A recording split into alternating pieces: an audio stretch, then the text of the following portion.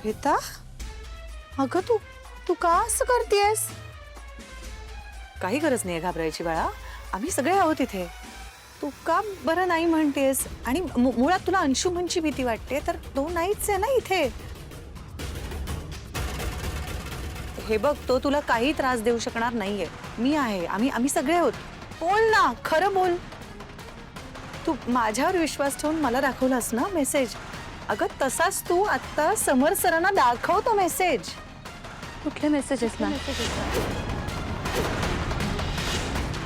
मला मला कळत नाहीये तुम्ही काय बोलताय ते.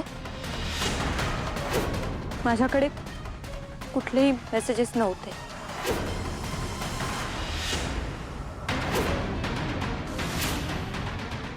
श्वेता, असं काय करतेस तू? अगं आपण भेटून बोललो याबद्दल. तू तू तू स्वतः तुझ्या हाताने मला त्याने तुला रात्री अपरात्री पाठवलेले अश्लील मेसेजेस दाखवले होतेस. अगं मी माझ्या डोळ्यांनी पाहिलेत ना मेसेजेस. कोणी सांगितले आणि मी ऐकलं नाहीये. तुला हेही म्हणाले होते तेव्हा ऍक्च्युली की मला स्क्रीनशॉट्स पाठव, पण तू कधीच नाही पाठवलेस. श्वेता, बघ, जे खरंय ते प्लीज समर सरांना सांग आत्ता. मी खरंच बोलतीये मॅम. तुम्ही खरं बोला प्लीज. असं का करतेस तू? तुम्ही असं का करताय मॅम? तुम्हीच मला सांगितलं ना की अंशुमन सर मला त्रास देतायत असं समर सरांना सांग म्हणून.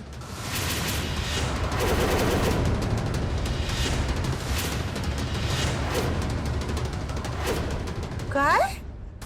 आनंद दादा, हो ही काय काय बोलते ही? श्वेता, तू काय बोलतेस? प्लीज खरं बोल. मला याहून वेगळं काही बोलायचं नाहीये सर. झालं झालं का? समाधान झालं?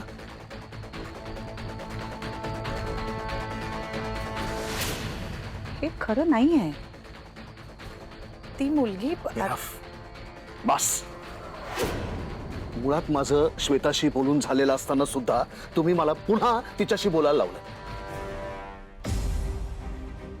तुमच्या शब्दाचा मान ठेवून मी पुन्हा माझा वेळ वाया घालवला आणि त्यातनं जे सत्य बाहेर यायचंय ते आलंच ना. भीषण आहे सगळंच ना, सगळंच खूप भीषण आहे. पण याबद्दल आपण नंतर बोलू, आता इथे नको. कारण तुमच्याकडे खूप रिकामा वेळ असेल, माझ्याकडे अजिबात नाहीये. चला, मला आता माझं काम करू दे आणि तुम्हाला काही कामं असतील आयुष्यात तर तुम्ही तुमची कामं करा.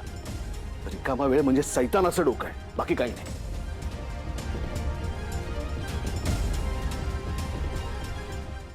समोर एक मिनिट प्लीज, एक मिनिट. यात ना स्वानंदी वहिनीची काहीही चूक नाही. अगं तिचा काहीही संबंध नसताना फक्त तुला मदत करायची म्हणून ती आलीये. मी ओढलंय तिला या सगळ्यात. पण नाही, आमचंच चुकलं. तुला मदत करायची वाटली, तुला तुझ्याविषयी सहानुभूती वाटली, तुझ्यावर विश्वास ठेवला, तुझा त्रास कमी व्हावा असं वाटलं आम्हाला. हे सगळं चुकलं आमचं. आनंद दादा, आनंद.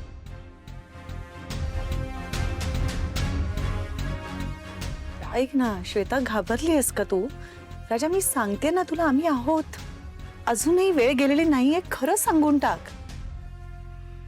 श्वेता, तू एकदा का ह्या केबिन मधून बाहेर गेलीस ना तर परत तुला स्वतःची बाजू मांडण्याची संधी मिळणार नाहीये. आणि मग जोपर्यंत इथे काम करत राहशील तोपर्यंत हा सगळा त्रास तुला सहन करत राहावं लागणार आहे. कळतंय का?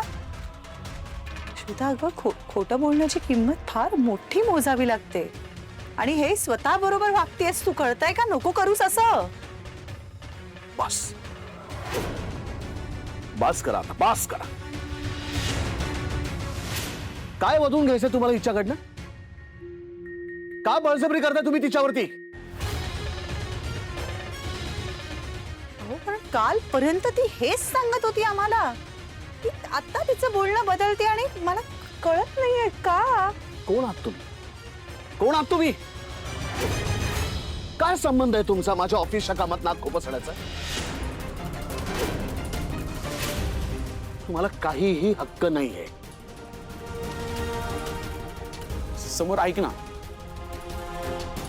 प्लीज वहिनीला असं बोलू नकोस प्लीज. मी तुला सुद्धा बोलतोय आनंद. काय झालंय काय तुम्हाला अचानक? तुम्ही सगळे अंशुमनच्या विरोधात मोर्चे बांधणी करताय. तो बिचारा एवढी मेहनत करतोय, ऑफिसचं काम करतोय, त्याच्या मेहनतीचं त्याच्या कामाचं कौतुक करायचं सोडून तुम्ही त्याच्यावरती खोटे नाटे आरोप करत सुटला. तुम्हाला जसा वाटतो ना तसा अंशुमन अजिबात नाहीये. खूप प्रेमळ आहे, खूप सज्जन आहे तो.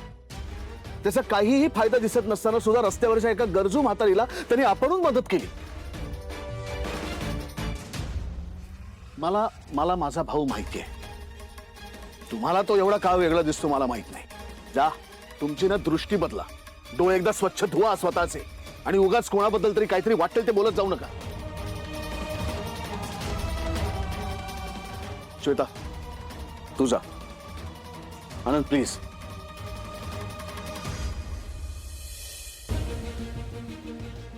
आणि तुम्ही जनाची नाही किंवा मनाची लाज वाटत असेल ना तर तुम्ही अंशुमनची माफी मागा. कारण अत्यंत घाणेरडा आरोप केला तुम्ही अंशुमनवरती. एका माणसाला यातनं खूप मोठा धक्का बसू शकतो. तुमचा यामागचा हेतू मला माहित नाही, पण त्याची माफी तुम्हाला मागावी लागेल. आणि आता तुम्ही निघा प्लीज. एकदा ऐक बस. घ्या. बस, निघा आता.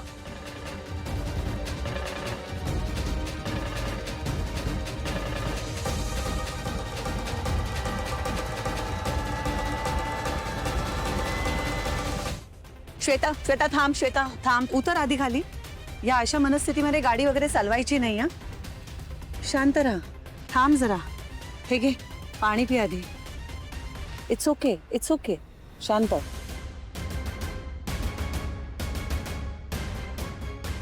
काय झालं श्वेता? असं का वागलीस तू? Sorry ma'am. सॉरी म्हणू नकोस. काय झालं? मी खोटं बोलले. मी समर सरांसमोर खोटं बोलले. मला माफ करा प्लीज. माफी मागू नकोस माझी. मला फक्त असं का केलंस याचं खरं कारण सांग. मॅम ते शेळके सर मॅम, त्यांनी मला धमकी दिली. मला आधीच कळायला पाहिजे होतं. ही खूप मोठी माणसं आहेत. यांच्या समोर मी नाही टिकणार. हे कोणीच माझं ऐकून नाही घेणार. एक्झॅक्टली काय झालं सांगशील? मॅम, शेळके सरांनी मला धमकी दिली माझ्या आईला मारून टाकण्याची.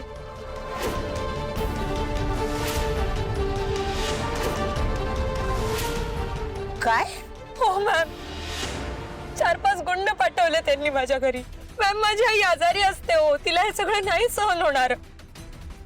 त्यापेक्षा मी नोकरी सोडून गेलेलंच बरं आहे मॅम. म्हणजे सगळंच बरं होईल. पाण्यात राहून माशाची वैर कशाला घ्यायचं मॅम?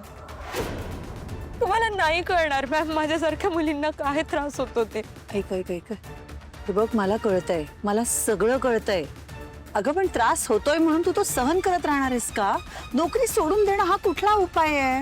मॅम, माझ्या घरी गुंड पाठवले हो त्यांनी. माझ्या आईला काही झालं असतं तर. अगं पण मग हेच राजवाडींना सांगायला हवं होतंस ना. सगळे प्रॉब्लेम सॉल्व्ह केले असते त्यांनी. नाही मॅम, उलट जास्त त्रास देतील ते मला. मग आता काय करणार आहेस तू? नोकरी सोडणार आहेस? आई आजारी आहे ना तुझी. तिच्या ट्रीटमेंटसाठी पैसे हवेत तुला म्हणून नोकरी करत होतीस ना. मला खरंच माफ करा.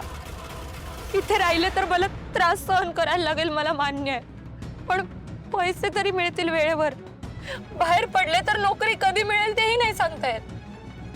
काय करू कळत नाहीये मॅम. खरंच सॉरी.